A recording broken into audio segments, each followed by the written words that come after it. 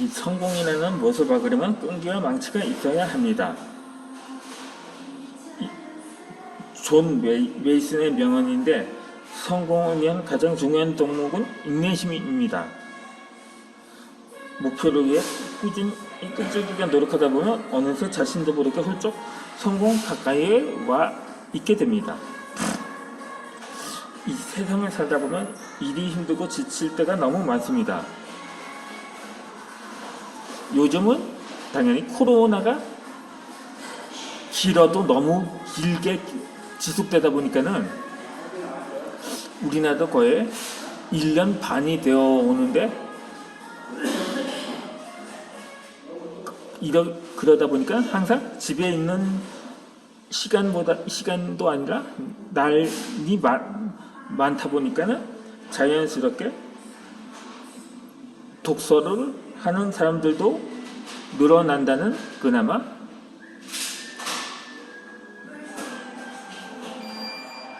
어느 정도는 긍정적인 면이 없지는 않는 거죠. 물론 유튜브를 더 많이 본다고도 하는데 아마 반반인 것 같아요. 물론 그러다 보니 유튜브 주제도 다양하긴 하는데 요즘 들어 책을 읽어주는 영상들이 많이 올라오더라고요. 어떠한 방법이라는, 전자책도 책이니까는 그렇게 해서 어떠한 방식으로 책을 읽는 사람들이, 특히 대한민국에서 독서율이 상대적으로 낮은 우리나라에서 그만큼 독서율이 늘어난다는 것은 한가닥 희망이 있다는 증거이기도 하죠. 요즘에는 또 출판사에 원고를 투고하는 양이 많다고 합니다. 물론 단순히 읽기만 하게 하다 보니까 사람들이 쓰기를 즐기면서 그만큼 더 그러니까는 작가의, 물론 어쩌다 작가라는 표현이 맞을 듯한데, 물론 그 중에서 원고에서 책으로 출간되는 실제로는 1%밖에 되지 않는다고 합니다. 그만큼 그러다 보니까 오히려 더 레드오션이 되는 거죠. 그게 그렇다고 나쁘다는 건 아니지만 나름대로의 효과가 있는 거죠. 그만큼 책을 읽는 사람들이 증가했다는 사실은 부정할 수는 없는 사실인 거죠.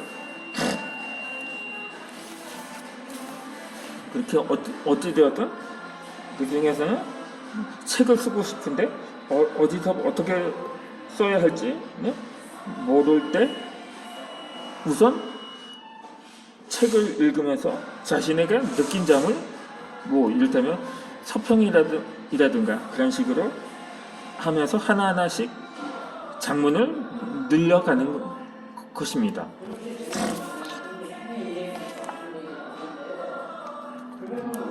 물론 그 중에 책 쓰기 관련 과정을 학교라는 과정을 수료하기도 하고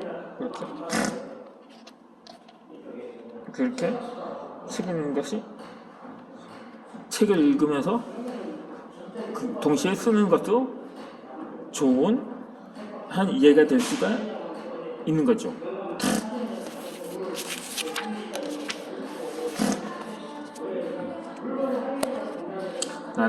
나도 TV 드라마를 즐겨보던 때가 있었습니다. 내가 드라마를 보고 있으면 제 어머니께서 어김없이 드라마를 봅니다. 그렇게 TV 드라마도 지난 내용이랑 연결해 봐야 재미가 있습니다. 특히 야인시대 같은 시대물을 즐겨봤었는데 그래. 물론 요즘도 마찬가지로 요즘도 유튜브 영상에서는 이전에 봤던 영화라든가 드라마도 다시 보기라는 게 있거든요. 요즘 또 예전에 한 10년 전에 방영되었던 지붕 뚫고 하이킥이라는 드라마가 있었는데 요즘도 그 조회수가 1억이 넘는다고 하더라고요. 그러니까는 뭐 어떤 노랫말대로 한 번 보고 두 번 보고 자꾸만 보고 쉬는데 이렇게 이러한 마음이 들면 한번 다시 재생을 해서 보게 되겠죠. 이렇게 마찬가지로 어제 봤던 내용이 기억이 남아야 연결지어서 읽고 싶어집니다. 특히 그렇게 책도 이렇게 마찬가지로 어제 읽고 며칠 뒤에 읽으면 기억이 나지 않을 수가 있는 거죠. 하루라도 책을 읽지 않으면 입안에 가시가 돋는다는 안중근 인사의 말이 있습니다. 제가 이전 영상에서 유튜브 구독 요청을 안중근 버전으로 그냥 각색한 바 있었는데 어쨌든 이 책을 즐겁게 읽는 습관을 들이면 하루도 빠짐없이 책을 읽게 됩니다. 그런 이런 명언을 많이 패러디를 하곤 하죠. 뭐 개그맨 김미화 씨 같은 경우는 찰리 채플린도 마찬가지인데 하루라도 웃기지 않으면 입안에 가시가 돋는다는 식으로 그러한 말을 남긴 적도 있었죠. 이 세계 최고의 투자가로 뽑히는 워런 버핏에게 한 미국인이 편지를 보내 당신을 성공으로 이끈 지에게 무엇인지 알려달라고 했습니다. 그 편지에 워런 버핏은 읽고 또 읽어라 이런 식의 이런 구절로 답장을 보냈다고 합니다. 그러니까 한 번 읽고 두 번 읽고 자꾸만 읽어라 같은 거죠. 그렇게 워런 버핏은 매일 깨어있는 시간의 3분의 1 이상을 독서에 투자하며 다른 사람들보다 5배 이상 책을 읽었다고 합니다. 자기의 인생을 통제하는 것은 행복에 매우 중요한 요소가 됩니다.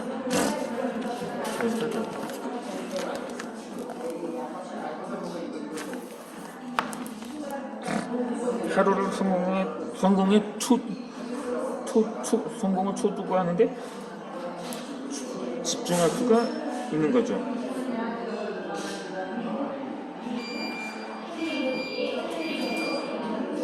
이 벤 카스는 디트로이트 빈민가 출신의 세계적인 신경 학자인데 카슨의 어머니는 자식이 빈민가에 또 다른 피해자가 될까봐 두려웠다고 합니다. 이 카슨의 어머니는 또 아들이 매일 읽도록 읽은 책의 줄거리를 한쪽 분량으로 써오라는 과제를 내주었다고 합니다. 그때 카슨은 매일 도서관에 가서 몇 시간씩 책을 읽고 책의 줄거리를 어머니에게 제출을 했다고 합니다. 저도 중3 때 제가 고입을 앞두고 제 어머니께서 이런 과제를 내주신 적이 있어요. 그날 노트 필기한 것을 외우라고 하셨는데 그 방식으로 그렇게 복습을 했지만 물론 제가 그때도 이미 가정 환경이 그렇게 썩 이렇게 경제적으로 많이 어려웠기에 주간 학교는 학교를 가지 못했거든요. 야간을 나왔습니다. 그렇다고 주경 야독을 한 게 아니고 낮에는 말 그대로 복습을 했던 거죠. 뭐 교과서 외에 책을 읽기도 하면서 그런 식으로 학창 시절을 보냈는데, 이 베카슨의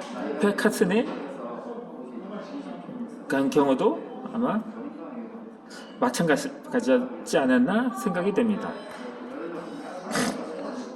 그렇게 매일 책을 읽는 습관은 카슨의 눈을 뜨게 만들었던 거죠.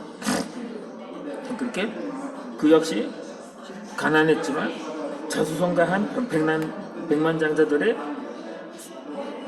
이야기들을 읽었던 것입니다.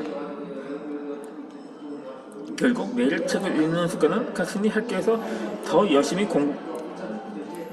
공부를 하도록 만들었던 거죠. 그 후 카슨은 대학에 진학할 수 있었고, 그의 뜻대로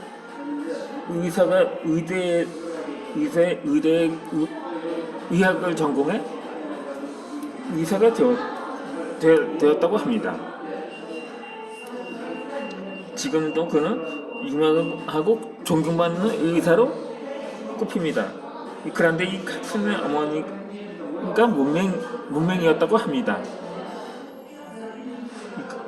그의 어머니는 사실 카슨이 매주 써는 줄거리를 하나도 읽을 수가 없었던 거죠.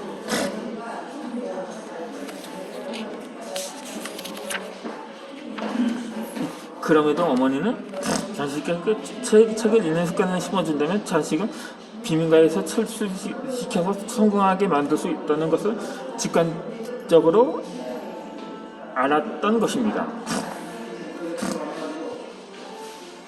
그렇게 어릴 적에 잘못된 교육으로 인해 독서 자체가 스트레스가 된 사람들이 많습니다. 하지만 사실 독서는 우리의 스트레스를 감소시켜줍니다.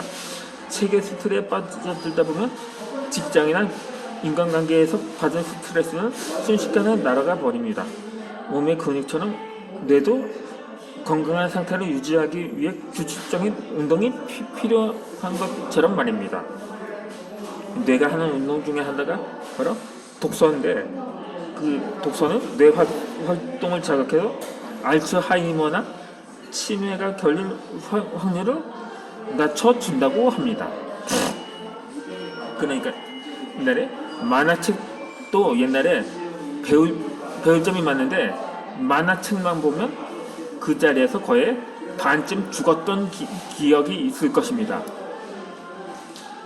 근데 예전에 고 길창덕 화백의 쭉쟁이라는 잡지 만화가 있었거든요. 근데 길창덕이라면 유명한 만화 캐릭터가 꺼벙이로 많이 기억을 할 텐데, 꺼벙이와 같은 캐릭터로 그 내용은 어느 정도 교훈이 될 만한 내용을 삽입했던 것으로 기억이 나거든요. 그러니까 오죽하면 만화학과가 있겠습니까? 만화가도 있고, 그러다 보니까 만화라고 무조건 배척할 필요는 없다는 거죠. 그렇게 책에 대해서 다음 영상을, 오늘의 마지막을 영상을 올려드리겠습니다.